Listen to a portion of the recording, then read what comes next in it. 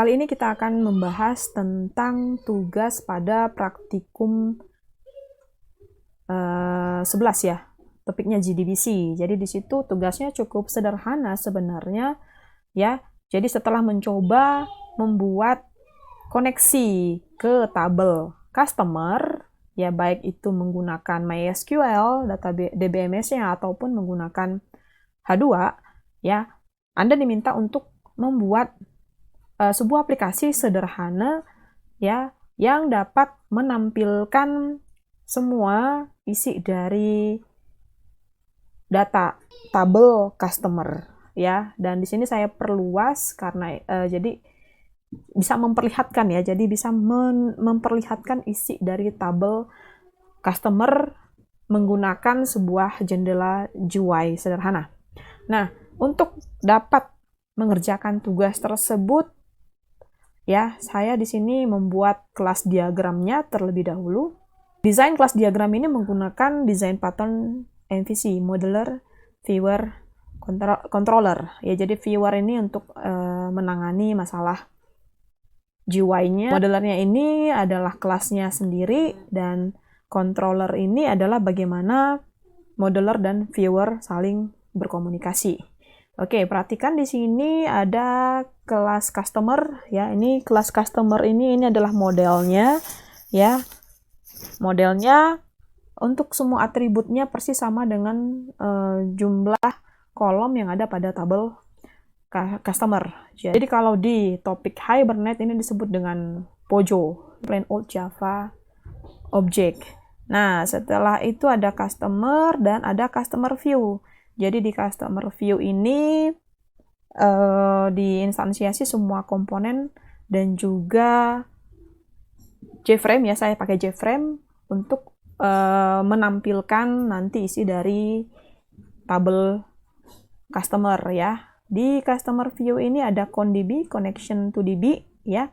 Jadi ada atributnya bertipe connect to DB, ada GUI komponen, saya tidak detailkan di sini, ada tabel, label, segala macam. Jadi untuk menghemat tempat saya tidak tampilkan di sini ya. Kemudian ada load data. Jadi load data ini adalah nantinya untuk mengisi komponen GUI dengan data yang ada pada objek customer. Oke. Nah, karena customer view ini dia menggunakan objek customer ya, objek customer pada metodenya, maka hubungannya adalah dependensi. Jadi customer view ini bergantung pada kelas customer ya. Perhatikan di sini atribut customer tidak menjadi objek customer tidak menjadi atribut dari customer view, sehingga relasinya adalah dependensi. Nah, kemudian perhatikan di sini ada customer view dengan connect to DB. Jadi di sini ada yang hilang, harusnya customer view itu menggunakan connect to DB ya. Ya. Jadi dia use ya, menggunakan connect to DB. Kenapa? Di sini ada atribut conDB ya. Kemudian di sini ada connect to DB. Kelas connect to DB ini adalah kelas yang digunakan untuk membangun koneksi ke DBMS tertentu dan membaca tabelnya. Jadi di sini ada connection, ada STMT ya, statement, ada result set. Nah, untuk metodenya sendiri ada metode connect, ada metode get next data. Ya, ini akan mengembalikan sebuah objek bertipe customer, get pref data, get first data, get last data, dan ini untuk close con, untuk menutup koneksi ke DBMS ya. Kemudian ada customer controller. Customer controller di sini ada dua atributnya, yaitu model dan view ya. Jadi di sini oleh customer controller ini dia akan mengontrol bagaimana modeler dan viewer itu berkomunikasi. Ada set ID, ada set nama, set contact, sampai dengan set negara ya. Jadi ini kita bisa mengupdate isi dari objek customer melalui customer controller. Kemudian juga ada getternya ya, getter di sini. Nah, terus ada initialize view. Jadi initialize view ini akan memanggil load data dari ya customer view. ya, customer view. Ya, di situ untuk mengeload data itu kan butuh model ya di sini. Jadi view-nya butuh data dari model. Oke, kemudian ini ada kelas demo ya. Jadi untuk modeler, viewer, controllernya sendiri ada di sini ya. Jadi ini modeler, ini controller, ini viewernya gitu ya. Nah, ini adalah kelas tesnya, kelas tes untuk ngetes kelas-kelas yang sudah kita buat ini. Oke, bagaimana bentuk implementasinya? Ya, saya akan tunjukkan. Oke, di sini saya sudah izinkan kalian pakai IDE yang sudah cukup canggih gitu ya. Jadi tidak lagi pakai editor yang masih sederhana. Ya, jadi ini untuk membantu mempercepat pekerjaan kalian. Saya bolehkan menggunakan NetBeans ya. Jadi di sini saya akan tunjukkan NetBeans juga ya. Oke, jadi saya sudah punya NetBeans di sini ya. Di sini nah namanya agak nama proyeknya ya ini ya, nama proyeknya saya set seperti itu. Kemudian kita ke praktikum JDBC ya. Jadi ini adalah kelas demonya ya, kelas demonya ini adalah kelas connect to DB-nya ya, yang tadi ya, ini kalau DB enggak, tidak dipakai sama sekali ya, tapi tidak saya hapus. Ini connect to DB-nya. Kemudian ini adalah controller, model, dan view. Jadi saya kelompokkan di dalam sub package begitu ya. Jadi ini akan kita mulai dengan membuat pojonya dulu ya, si customer. Ya, kita lihat customer seperti apa. Jadi ini adalah kelas model customer. Di sini ada deklarasi atributnya, kemudian setter dan getter. Untuk konstruktornya sendiri, ini saya biarkan menggunakan konstruktor default. Konstruktor defaultnya tidak saya apa-apain, dan juga saya tidak membuat dua variasi konstruktor yang lain karena memang tidak saya butuhkan gitu. Oke. Yap. Nah, setelah kelas customer jadi, selanjutnya apa? Ya, ini kelas customer, kita buat customer view atau connect to DB. Ya, saya akan buat customer view dulu. Ya. Jadi untuk membuat view dari customer ini, saya klik kanan di nama proyeknya, kemudian saya pilih new dan pilih JFrame Form. Jadi langsung ada sebuah desain seperti ini ya. Sudah ada JFrame-nya, tinggal drag and drop komponen-komponen di dalam. Jadi ini saya susun begini ini. Jadi di sini ada label customer, kemudian ada label text field, label text field, label text field, label text area, label text field, dan label text field. Ya, di sini bisa diatur ya. Di sini namanya apa, kemudian panjangnya berapa, backgroundnya segala macam gitu ya, bisa diatur. Nah, di sini kita juga bisa atur apakah di komponen itu akan ada event yang akan didengarkan atau tidak gitu. Oke, itu nanti saja. Ini jadi saya juga tambahkan tombol force, reviews, next, dan class. Jadi oke, sudah jadi ya kelas customer view. Kita lihat source seperti apa ya. Nah, di sini kelas ini kelas customer-nya ya. Nah, dari bawaan source customer view yang di-generate oleh Java ya, saya hanya menambahkan dua buah atribut, yaitu connect to DB dan atribut customer ya, masing-masing diinisialisasi dengan nilai null. Kemudian perhatikan di konstruktornya saya tambahkan juga visible. Jadi ketika membuat ketika Java mengenerate sebuah kelas JForm, dia akan create main juga. Nah, mainnya saya hapus, saya pindahkan set visible true-nya di sini ya. Ya, jadi di sini di constructor customer view saya pindahkan set visible true di sini ya. Oke, kemudian saya tambahkan parameter di dalam konstruktornya, jadi connect to DB, new con DB, ya, con DB sama dengan new con DB, gitu. Nah, ini kenapa saya butuh atribut con DB di customer view, supaya nanti ketika JForm-nya itu di close, saya bisa pastikan semua koneksi ke DBMS, ke tabel tertentu itu juga ikut di close, gitu ya. Nanti saya akan tunjukkan. Kemudian di masing-masing tabel, previous, next, kemudian last, first, itu kita lihat ya desainnya ya.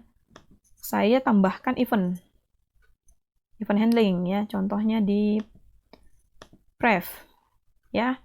Prev ini nama buttonnya adalah, ya ini namanya JButton 2 ya. Jadi di JButton 2 ini saya tambahkan event, ya, saya tambahkan event dari action perform, ya, ini nama dari metodenya yang akan di-create atau di-generate oleh NetBeans. Kita lihat seperti apa sih source di NetBeans, source di metode JButton 2 action perform. Jadi ini bisa diganti ya, kalian bisa ganti nama metodenya. Nah, ini JButton 2 action perform. Sebelumnya ini isinya hanya ini ya. Hanya baris 231, 232 dan 235. Ini saya yang tambahkan. Ya, jadi di sini apa namanya? Dipanggil condb.getPrevData. Ya, jadi ini mengambil data dari record sebelum yang sekarang, dan itu ditampung di objek customer ya, ditampung di objek customer. Kemudian dipanggillah load data ya. Load data ini apa isinya? Ya, kita lihat load data itu apa isinya. Isinya adalah ngeset komponen dengan nilai yang ada pada atribut customer ya. Oke, load data itu menerima objek customer ya. Nah, ini jtext field 1 set text customer.getID. Kemudian jtext field 2 set text customer.getNama, begitulah seterusnya. Jadi khusus untuk jtext area 1 alamat itu saya gabung alamat dan kota. Makanya apa namanya, isi dari parameternya seperti ini. Oke, itu semua isi dari customer view ya. Jadi saya kasih contoh tadi untuk prev ya, JButton 2 action perform itu manggil getPrevData. Untuk button next itu dia manggil getNextData. Untuk tombol first dia manggil getFirstData. Untuk button last, mana button last ya? Button last dia memanggil getLast data. Oke. Saya akan tunjukkan kelas connect to DB. Ya, connect to DB. Ya, ini persis sama dengan isi praktikum kita. Ya. Saya agak modif sedikit. Jadi di kelas connect ini, di method connect ini, di method connect itu hanya untuk digunakan membuat koneksi ke DBMS tertentu, ke tabel tertentu gitu ya, sampai ke tabel tertentu. Jadi di sini RS inilah yang sudah kita hubungkan dengan tabel customer. Nah, karena tadi tampilan saya itu bisa previous, next, first, last gitu ya. Jadi untuk method create statement itu saya masukkan parameter ya 2. Yang pertama ini result set .type scroll sensitive dan result set concur read only. Jadi yang ini memungkinkan nanti kita bolak-balik nih ke record next, previous, first, last gitu. Nah, untuk yang parameter kedua ini diset supaya koneksi ke tabel customer hanya digunakan untuk membaca data saja dan tidak untuk ngupdate data. Nanti kalau memang ada kebutuhan menambahkan tombol save, maka itu harus diubah ya. Ya, nanti silakan dicek file presentasi saya tentang tipe-tipe parameter pada create statement, metode create statement ini. Oke, nah di sini saya pakai MySQL ya. Saya install SAM ya, cukup simple. Kemudian, nah ini apa isi dari get next data? Di get next data ini ya, pertama-tama dicek jika RS adalah last, maka kita harus pindah ke previous. Kenapa? Karena setelah last itu ada sebenarnya record after last, jadi itu isinya 0 ya. Jadi ini nanti yang tampil adalah ketika kita sudah sampai di last, terus masih klik next, dia akan tetap di last aja gitu. Oke, nah ini if rs.next sama dengan true, jadi di record di rs yang ditampung di result set itu sebenarnya ada first, ada before first. Jadi before first dan after last itu isinya kosong, tidak ada. Ya, jadi ini sah-sah aja kita buat rs.next meskipun ini baru pertama kali koneksi ke tabel ya, ke tabel customer. Kemudian kita buat rs.next, dia akan majuin pointernya ke record pertama. Justru ini memang harus dilakukan, karena kalau kita langsung RS, kita proses, itu masih di posisi before record pertama. Nah, apa yang dilakukan di metode getNextData ini? Ya, di sini di set ya, customer, ya, objek customer itu di update nilai atribut di dalamnya. Jadi set ID diambil rs.getIn, set nama rs.getString. Jadi setelah programnya, setelah koneksinya menunjuk pada record tertentu, record atau data dari record tersebut dipindahkan ke objek customer, begitu. Ya, setelah berhasil mengubah nilai dari customer sehingga sama dengan isi record yang sedang ditunjuk saat ini, itu di return ya, kembalikan customer di return objek customernya ya, contohnya di customer view ya. Ketika panggil load data, ketika panggil get first data itu ditampung di objek customer juga gitu ya. Setelah itu objek customer yang sudah menampung data dari record current itu di load ya, dilewatkan ke metode load data. Metode load data ini akan apa? Metode load data ini akan mengubah isi dari setiap komponen sehingga sama dengan isi dari objek customer. Begitu ya ceritanya. Oke, apa lagi? Ya, kita masih di connect to DB ya. Oke, ini ada get next data. Kemudian get pref data mirip ya, cuman perbedaannya di sini kalau tadi pengecekan pertama if rs is last, di sini is first gitu ya. Nah, bagaimana get first data? Ini gampang ya, tinggal kita arahkan pointernya ke record pertama rs.first, kemudian set atribut dari objek customer, dan setelah itu return customer. Ini get last data juga mirip dengan get first data. Nah, di close count ini ngapain? Di close count kita menutup semua koneksi yang sudah dibuat. Ini menutup koneksi ke tabel ya. Ya, benar-benar ditutup supaya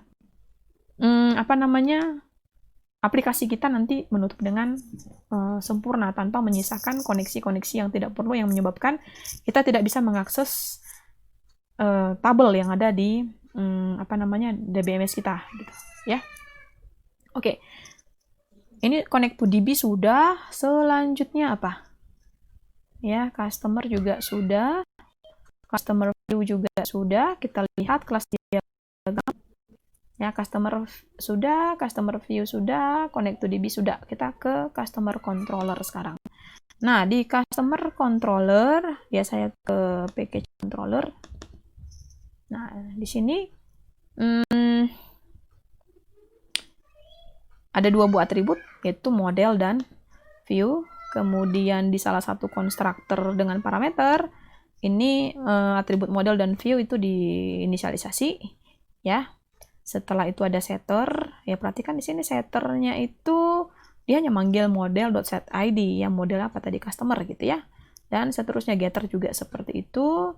Nah, selain setter dan getter, ada metode yang penting nih, initialize view. Jadi disinilah dihubungkan antara model dengan view. Jadi nanti view itu hanya menampilkan isi dari objek model, ya, objek model yang merupakan instansiasi dari kelas customer. Oke, selanjutnya apa nih? Ya, udah semua ya, sudah lengkap. Ya, sekarang kelas tesnya kita lihat. Kelas tesnya tadi kelas tes saya agak berbeda dengan nama kelas diagramnya. Di sini namanya praktikum jdbc.java. Oke, di kelas tes ini pertama kita buat koneksi dulu nih. Ya, conDB new connect to DB, ya, setelah connect ke database-nya, ya, dengan memanggil metode connect. Setelah itu kita create object controller, ya. Object controller ini dia menerima dua buah parameter, ya, parameter modeler dan viewer tadinya. Modeler dan viewer itu kita create dengan objek tak bernama, gitu. Ya, ini conDB.getNextData new customer, ya. Jadi ini adalah model, kemudian yang ini adalah view-nya. Kenapa kita panggil conDB.getNextData new customer? Ya, ini sebenarnya bisa next data atau bisa juga dengan kita panggil get first data, ya. Jadi ini tujuannya supaya model kita itu sudah berisi record pertama yang ada pada tabel customer. Oke, kemudian ini ada customer view. Ketika meng-create instansiasi dari customer view, kita lewatkan si conDB supaya nanti kita bisa menutup koneksi melalui JFrame ketika kita klik area, kita ngeklik tanda close yang ada di sudut kanan atas JFrame. Kemudian apa? Ini controller dia panggil initialize view. Jadi oke, kita sudah buat objek model dan objek view. Kemudian si controller ini bertanggung jawab untuk membuat modeler dan view itu saling berinteraksi. Begitu. Nah, di sini perhatikan, ya, controller ini bertanggung jawab untuk penciptaan dan penghancuran dari model dan view, ya, bertanggung jawab penghancuran secara tidak langsung sebenarnya, ya, karena yang melakukan sebenarnya kan Java Garbage Collection, bukan si controller ini. Nah, jadi kalau controller ini kita hapus, maka semua nanti model dan viewer juga akan terhapus, gitu ya. Jadi di sini makanya hubungan antara controller dengan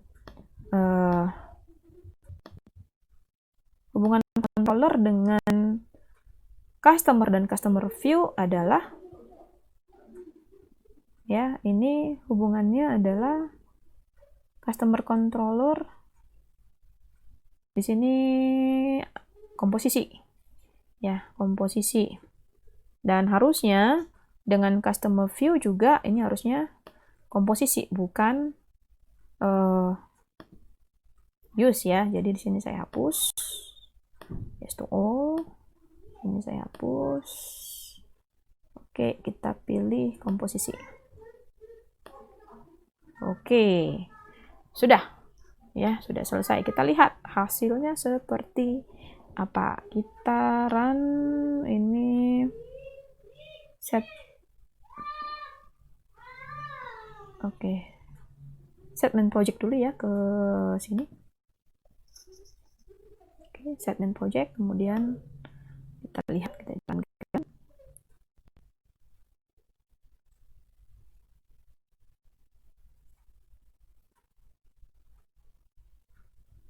Oke, ini jadi pertama sekali itu menampilkan record pertama, ya, menampilkan record pertama. Sorry, saya close dulu. Ini saya ya, nanti ada hal yang mau saya tunjukkan ke kalian. Oke. Ini save. Oke, kita run lagi. Jadi ini ya, udah ya, dia ke record pertama. Coba kita lihat PHP MyAdmin-nya. Ini PHP MyAdmin-nya di sini persis sama ya. Ini adalah tabel customer, di sini ID 1, nama Alfred Burtekeste. Saya juga agak susah ya membacanya. Ya. Nah, kemudian kita coba nih, kita next. Ya, next. Dia ke record nomor 2. Ya, previous, first, kembali ke 1, last, ke record terakhir, next, dia tidak menunjuk ke record after last ya, tapi tetap di last. Oke, ya kalian bisa hilangkan nanti yang yang ini. Kalian bisa nanti hilangkan validasi yang ini. Ya, apa yang terjadi ketika ini dihilangkan? Ya, kalau kita hilangkan itu, kita klik last, kemudian klik next, dia akan ke record after last. Ya, apa isinya kosong? Nanti silahkan dicoba. Oke, ini kita close ya. Nah, kita akan melihat benar nggak sih customer controller ini memang benar-benar bisa ngontrol gitu ya. Nah, ini kaitannya dengan dua line yang tadi saya komen. Ya, nah di sini controller ini akan setelah ditampilkan ke layar, controller ini akan mengubah ID dari objek modelnya gitu ya. Kemudian ditampilkan ya, kemudian ditampilkan ke JFrame. Nah, pada kode program yang saya tunjukkan di sini kita benar-benar jaga supaya hanya ada satu objek customer yang digunakan. Ya, jangan sampai kita create banyak objek customer yang mengakibatkan nanti si controller ini sudah menunjuk ke objek yang berbeda. Begitu. Ya, jadi itulah sebabnya ya. Di sini kita mulai dengan sebuah objek tak bernama yang merupakan instansiasi dari customer ya, kelas customer. Kemudian coba kita lihat customer controller. Ya, dia diterima di sini. Ya, perhatikan. Kemudian ketika menginitialize, dipanggil initialize view, ya, objek yang dilempar ke metode load datanya si view adalah si model. Jangan buat objek baru lagi. Ya, kita lihat customer view. Ya, load datanya seperti apa. Nah, di load data, ya, load datanya akan menerima objek customer yang dilempar oleh controller tadi, dan isi dari customer ini dipindahkan ke atribut customernya si customer view. Ya. Nah, ini diisi, kemudian nah, ini yang ditampilkan ke layar. Begitu. Nah, ketika memanggil get first data atau get last data, itu yang dilempar adalah objek customer tadi gitu ya. Jadi jangan create objek baru. Ya, kalau kita tidak hati-hati atau kita meng-create objek baru, ya akibatnya apa? Nanti si controller ini dia lose control terhadap model dan viewernya. Oke, kita coba aja deh ya. Oke, ini saya buka, saya debug ya.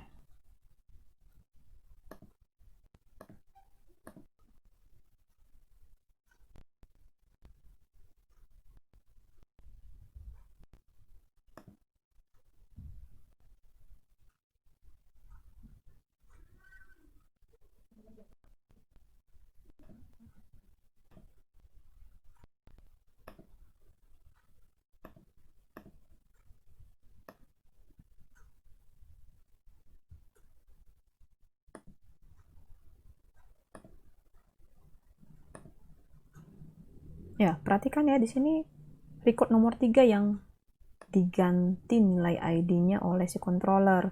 Namun penggantian nilai ini belum diupdate ke tabel ya. Jadi ini hanya masih di objek customer-nya dan ditampilkan di JFrame. Oke. Nah, coba kita perhatikan, kita bandingkan apa yang terjadi kalau kita sembarangan membuat objek-objek tanpa menjaga hanya satu objek yang hidup. Begitu ya, contohnya. Saya akan tunjukkan versi yang tidak memperhatikan ada berapa banyak objek yang lalu lalang dalam programnya. Ya, saya sudah buat ini yang open project.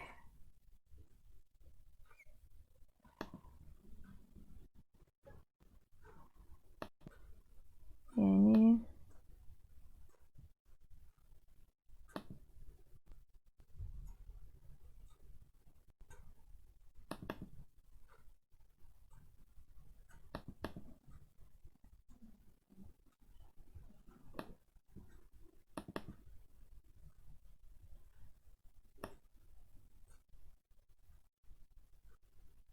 ya.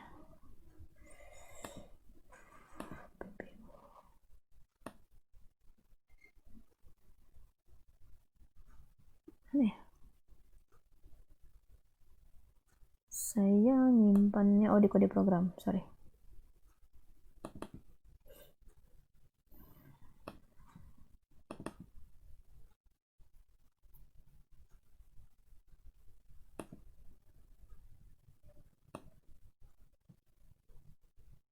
Ya ini, open project. Oke, saya akan tunjukkan bedanya ya. Ini source. Contohnya saya tunjukkan yang di view deh, di custom view. Ya, di source-nya. Nah, customer view ini dia tidak maintain objek customer, ya, tidak maintain objek customer yang dikirim oleh model controller, ya. Kan ini ada dilewatkan ya sebuah model ke view melalui metode load data. Nah, coba kita lihat bagaimana view load datanya, ya. Jadi setelah dilewatkan ini tinggal ditampilkan aja ke layar, dan kemudian untuk setiap next, previews, dan sebagainya,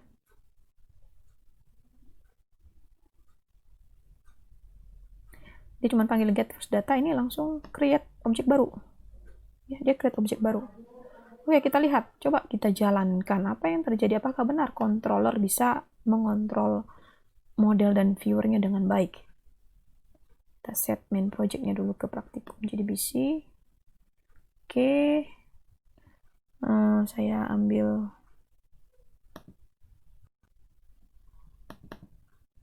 kelas tesnya. Ya, ini saya copy yang di praktikum JDBC sebelumnya ya. Ini pindah ke sini. Ya, saya buat flag di sini. Kemudian kita debug.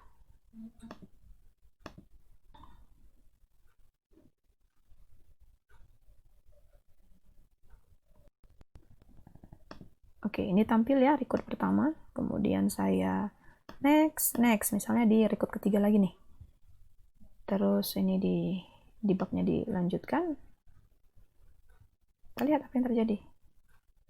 Yang diubah adalah record pertama, bukan record ketiga. Kenapa bisa terjadi demikian? Karena model objek model yang dikirimkan oleh controller ke view, ya, mana tadi? Yang dilemparkan oleh controller ke view tidak di-maintain oleh kelas customer view.